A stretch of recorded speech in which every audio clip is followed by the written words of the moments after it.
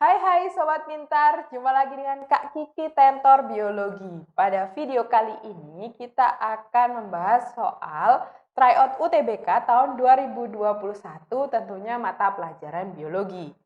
Nah, soal ini itu sudah ada di fitur tes pintar Sobat di dalam aplikasi Aku Pintar.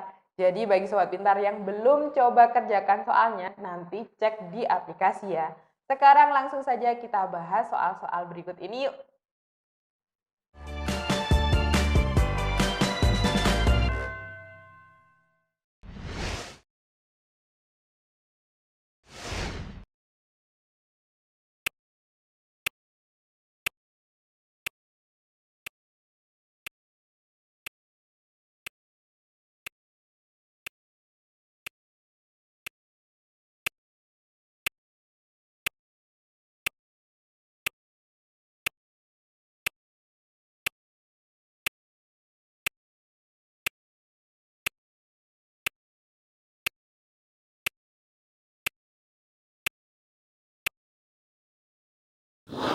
Gimana Sobat, sudah coba dikerjakan belum? Yuk kita bahas sama-sama soal berikut ini. Di sini ada kasus di mana Pak Budi dan Bu Ani merupakan sepasang suami istri yang masing-masing memiliki golongan darah AB, RH negatif, dan MN.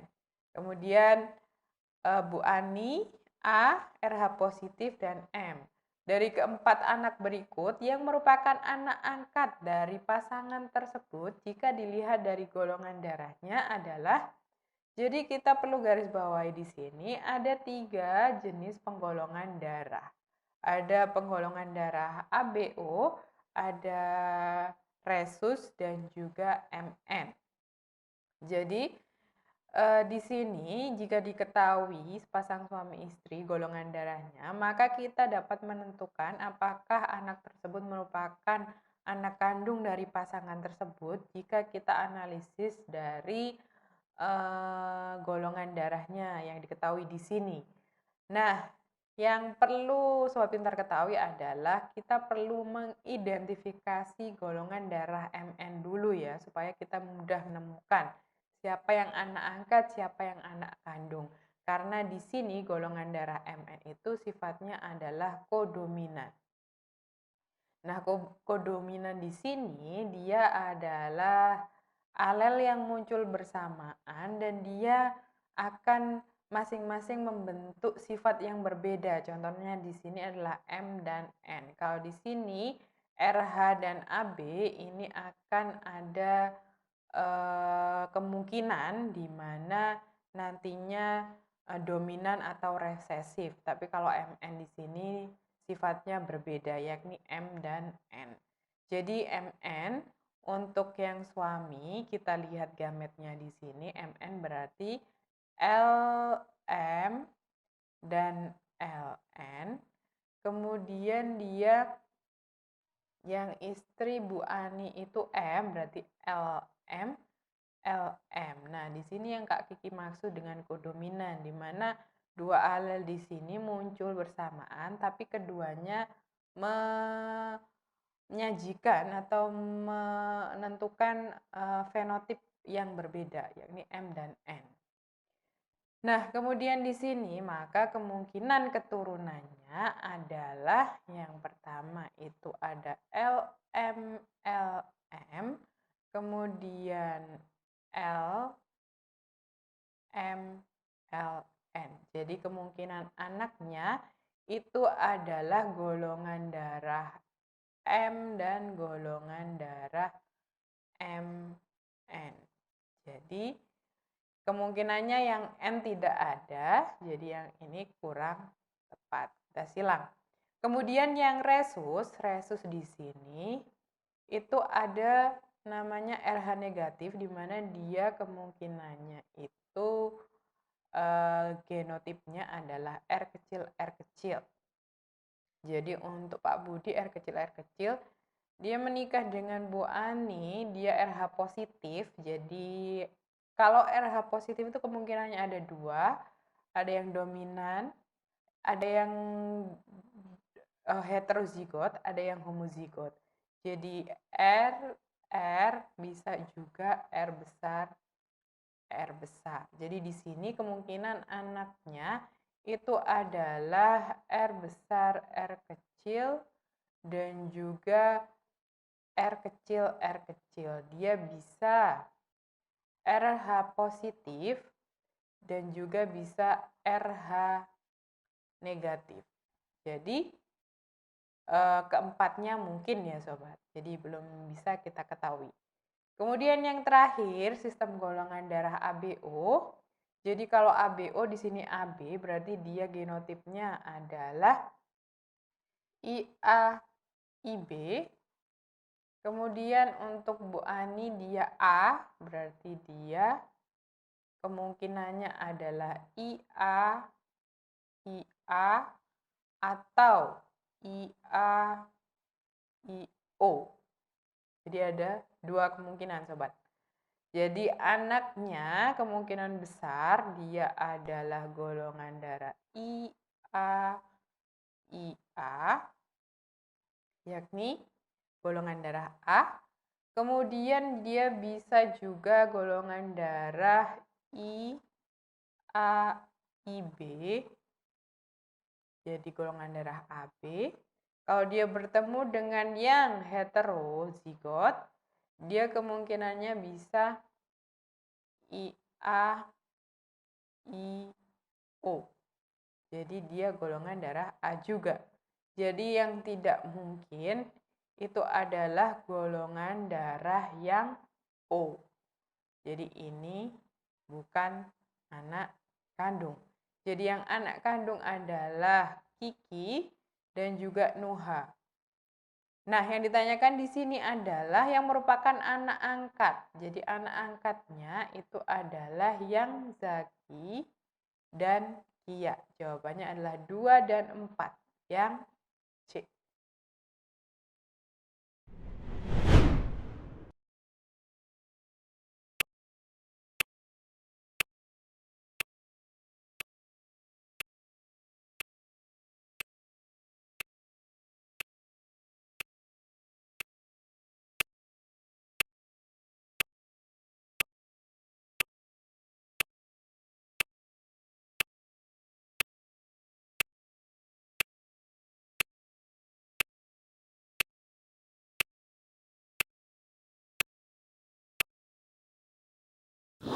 Masih semangat ya sobat? Yuk kita coba bahas soal berikut ini. Yang ditanyakan di sini adalah tentang partenogenesis. Apakah sobat pintar masih ingat tentang istilah partenogenesis? Jadi yang ditanyakan di sini adalah pernyataan yang tepat terkait dengan partenogenesis. Partenogenesis ini merupakan perkembangbiakan tanpa adanya fertilisasi. Biasanya partenogenesis di sini itu digunakan untuk menghasilkan buah tanpa biji dengan ukuran yang lebih besar daripada buah yang dihasilkan dalam proses fertilisasi. Jadi kita cek pernyataannya yang ada di pilihan. Yang pertama tingkat spesiasi rendah. Jadi dia karena dia tanpa fertilisasi, maka keanekaragaman spesiesnya itu rendah sobat. Jadi keragaman gennya juga rendah, otomatis fenotip yang dihasilkan juga rendah sehingga menghasilkan spesies yang mirip antara satu dengan yang lain. Jadi tingkat spesiasi rendah. Jadi di sini benar. Kemudian stabilitas genetiknya tinggi. Jadi karena tadi seperti yang Kak Kiki bilang, dia itu mirip secara penampakan, otomatis secara genetik atau genotipnya itu juga hampir mirip. Jadi dia cenderung stabil, tidak berubah-ubah dari spesies satu dengan spesies yang lainnya. Jadi yang kedua di sini juga benar. Kemudian gen pool rendah. Gen pool itu dalam suatu komunitas di situ keanekaragamannya gen pool jika semakin tinggi maka keanekaragaman genetiknya semakin tinggi. Kalau semakin rendah keanekaragamannya semakin rendah. Jadi dia juga benar. Kemudian yang keempat, sifat induk dan anak berbeda. Jadi apabila tanpa fertilisasi, maka sifat induk dan anak itu cenderung sama atau mirip. Jadi yang keempat di sini kurang tepat ya Sobat Pintar. Jadi untuk soal ini jawaban yang paling tepat adalah nomor 1, 2, 3 benar, yakni yang A.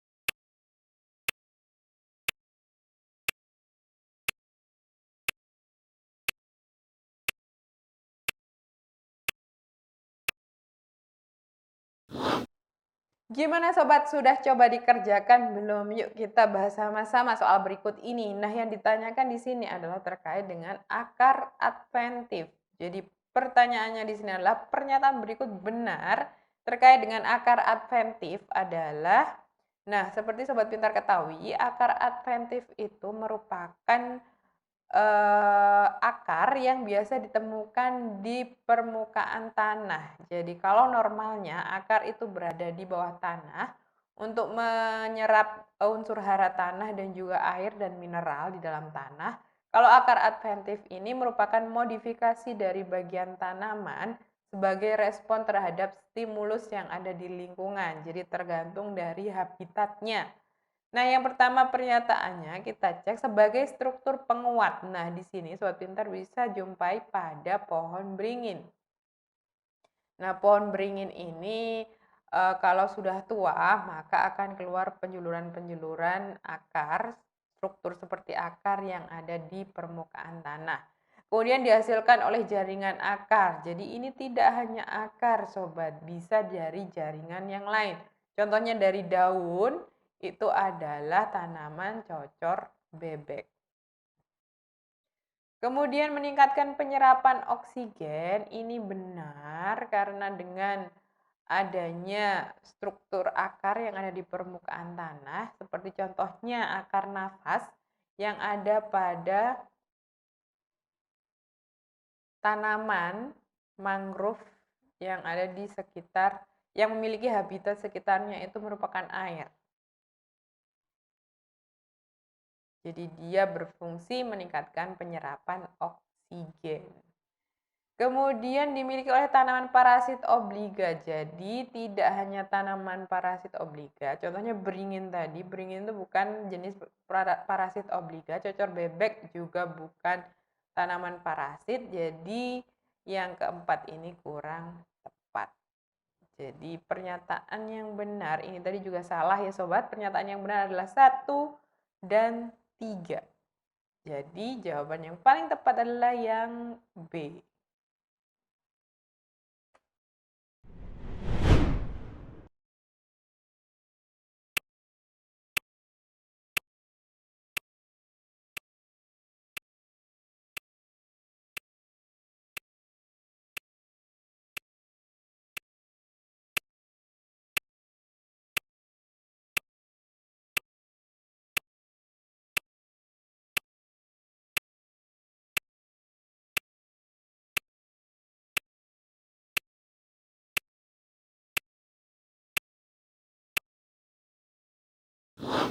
Gimana Sobat, sudah coba dikerjakan belum? Ini ada soal tentang organel sel yakni retikulum endoplasma. Yang ditanyakan adalah, apakah kemungkinan yang akan terjadi apabila RE kasar pada sel kehilangan ribosomnya?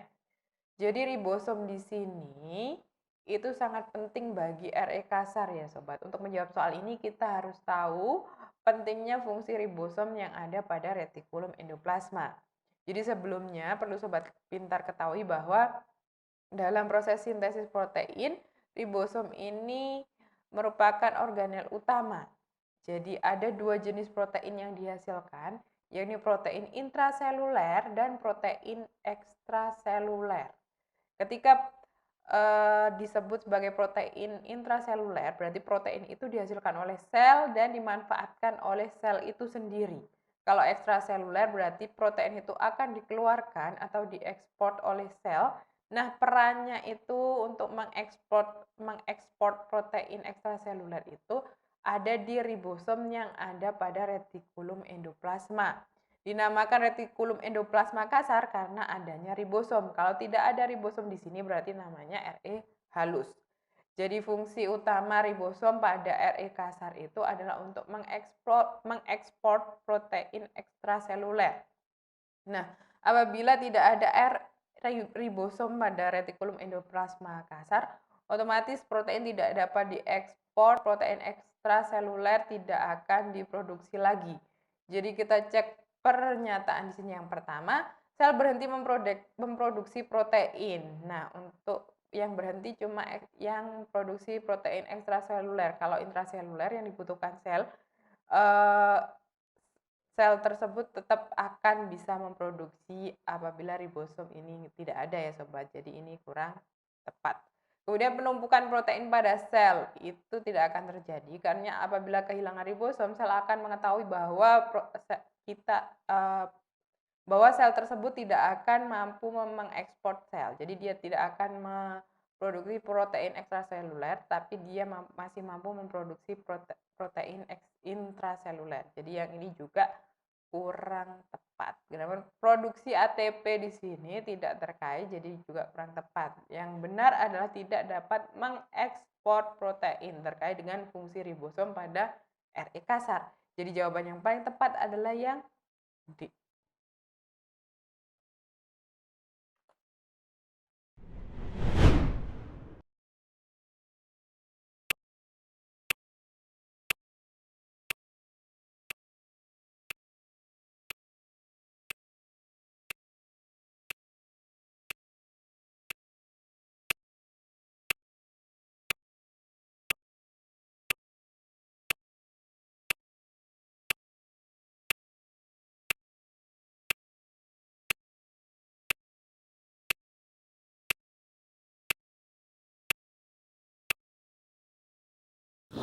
Masih semangat ya sobat? Yuk kita bahas soal berikut ini. Nah, di sini ada pertanyaan tentang rekayasa genetika pada tanaman. Nah, pertanyaannya adalah pernyataan yang tepat mengenai rekayasa genetika pada tanaman adalah jadi rekayasa genetika itu dapat dilakukan pada hewan maupun pada tanaman. Tentunya kedua metode yang digunakan akan berbeda sobat. Karena memang struktur tanaman dan juga struktur hewan yang berbeda. Nah, di sini kita cek pernyataannya. Yang pertama, memproduksi tanaman padi dengan vitamin A tinggi. Nah, untuk rekayasa genetika pada tanaman itu sudah dilakukan oleh peneliti ya sobat, bahwa rekayasa genetika di sini dapat yang dilakukan pada tanaman padi dapat meningkatkan produksi vitamin A. Jadi ada tanaman padi yang dimodifikasi secara genetik sehingga menghasilkan karoten atau vitamin A dengan kadar yang tinggi. Jadi sudah ada penelitiannya di sini untuk pernyataan pertama ini benar. Kemudian lebih mudah dilakukan daripada rekayasa genetika pada hewan. Karena di sini dilihat dari struktur tanaman yang lebih simpel, jadi struktur hewan itu lebih kompleks daripada tanaman, sehingga rekayasa itu lebih mudah dilakukan. Ini juga benar. Kemudian metode transformasi gen dapat dilakukan secara fisik dan biologi. Jadi untuk transformasi gen itu atau penyisipan gen yang dilakukan pada tanaman. Jadi tanaman tersebut apabila menginginkan misalnya seperti pernyataan pertama, tanaman padi dengan kadar vitamin A tinggi, kita harus menyisipkan suatu gen yang dapat memproduksi vitamin A lebih banyak. Jadi gen tersebut harus disisipkan. Nah, ketika disisipkan maka dilakukan proses transformasi gen untuk menghasilkan genetic modified organism atau GMO. Jadi untuk menghasilkan GMO tersebut pada tanaman dapat dilakukan secara fisik maupun biologi. Kalau secara fisik ada istilah metode yang namanya elektroporasi. Kemudian kalau secara biologi dapat menggunakan vektor atau pembawa yakni dari virus atau bisa juga bakteri. Nah, yang keempat, memproduksi tanaman yang dapat mensintesis nitrogen sendiri. Sampai sekarang sobat, nitrogen itu tidak dapat diproduksi oleh tanaman sendiri. Belum ada tanaman GMO atau genetic modified organism dari hasil rekayasa genetika yang dapat mensintesis nitrogen sendiri. Jadi untuk proses sintesis nitrogen, tanaman itu masih dibantu oleh bakteri yang bersimbiosis dengan akar tanaman. Jadi ini kurang tepat.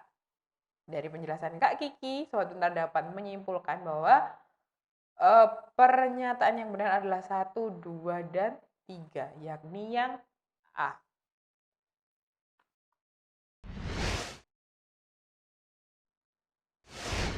Nah Sobat, itu tadi beberapa soal dan pembahasan TO UTBK Biologi tahun 2021. Semoga soal dan pembahasan tadi dapat membantu Sobat Pintar belajar mandiri di rumah ya. Semoga sukses untuk UTBK yang sebentar lagi akan digelar. Belajar pintar bersama Aku Pintar. Sampai jumpa.